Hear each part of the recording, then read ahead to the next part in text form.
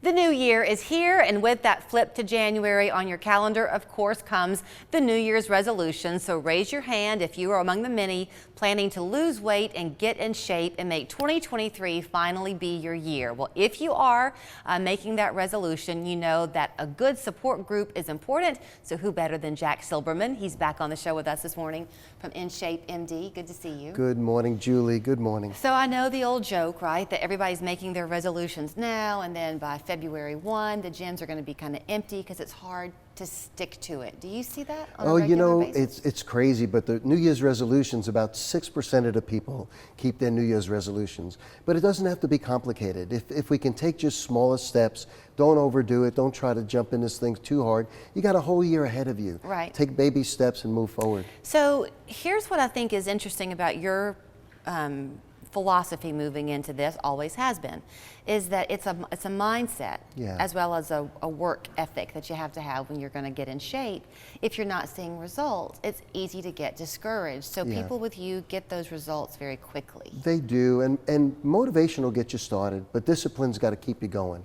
So if you can get a couple of, and I really believe that if you set little small goals and you have victories over and over and over, you're going to build up that momentum and be successful.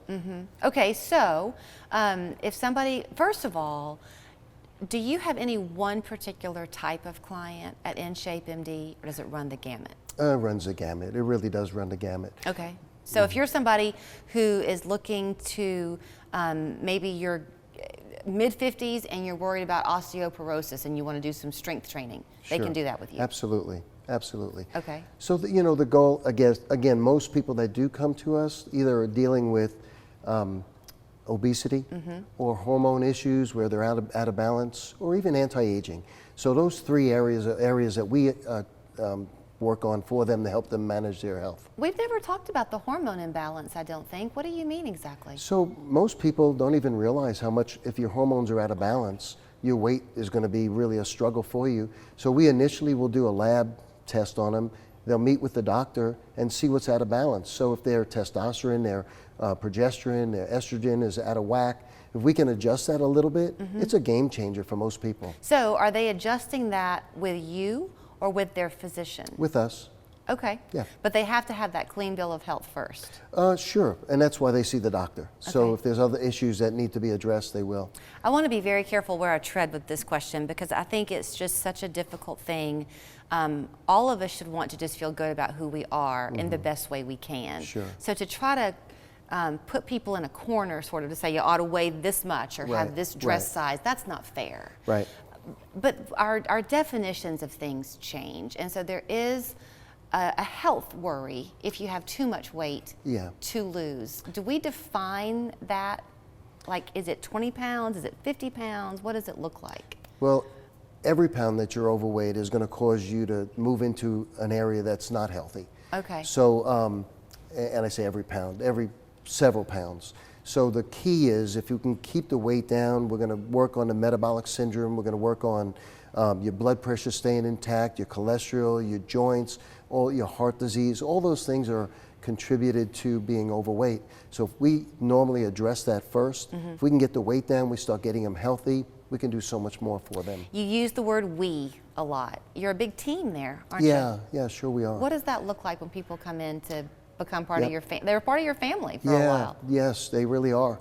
And so we have a medical doctor, we have nurse practitioners, we have medical assistants and office people, phlebotomies to do the labs. They walk in, and what we do is we want to do an assessment on them first. We want to see where they are and if they're a good fit for us. And if they qualify for one of our programs, we'll put them on, help them manage their health, and help them, live a good life. Is there something that would make them not qualify? For certain programs, yes. And so sometimes we have to do EKGs. If their heart's not in good shape, they'll have to avoid certain programs or medication for them. Okay. I mentioned to you earlier about being in your mid-50s and the osteoporosis concern. I guess that was because I've heard it. I'm in my mid-50s almost, and I worry about that with me. So the weight training is really important. Yes. Why? It strengthens the bones. It really does. That's why actually heavier people have a better chance of not having osteoporosis because they're carrying all that extra weight.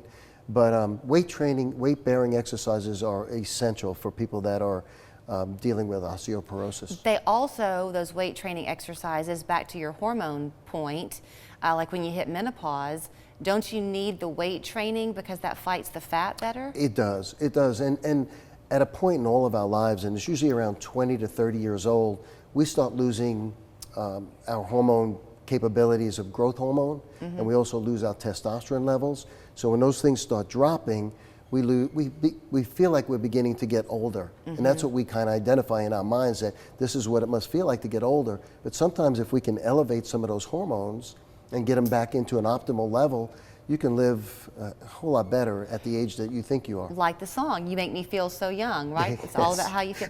So when people call you, did they first kind of talk with you over the phone to figure out if they ought to come in? Sure. And the first question we want to know is, do they have any health issues that we need to know about? And so we identify some of those things right up front, how much weight they're interested in losing, what kind of programs they've been on. Do they have accountability partners? Do they have people that will support them going through? A lot of times it's budget issues, Sure. and we always tell them that we're going to work out whatever we can to fit their budget. So when they come in, we'll make sure that we can do that for them somehow. Because if they want to be on the program and we can help them, we want to do it. Okay. Jack Silverman, Happy New Year to you. Oh, it's so good to see you again. So you can call the office right now if you want to at 475-5088. They're over on Perimeter Drive.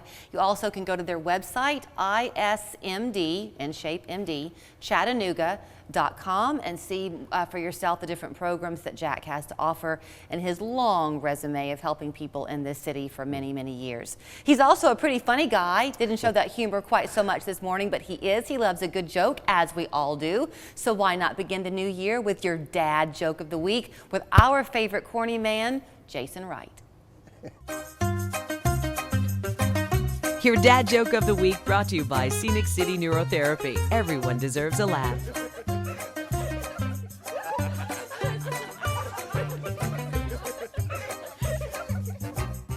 Hi there, and welcome back for this week's installment of the Dad Joke of the Week.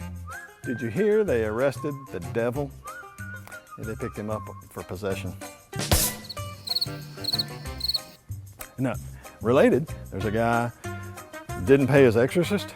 He got repossessed. Thank you. Jokes are a great way to support mental health, but at the end of the day, sometimes we need more than support. Sometimes we need intervention. Scenic City Neurotherapy is here to provide a better way of dealing with mental health issues.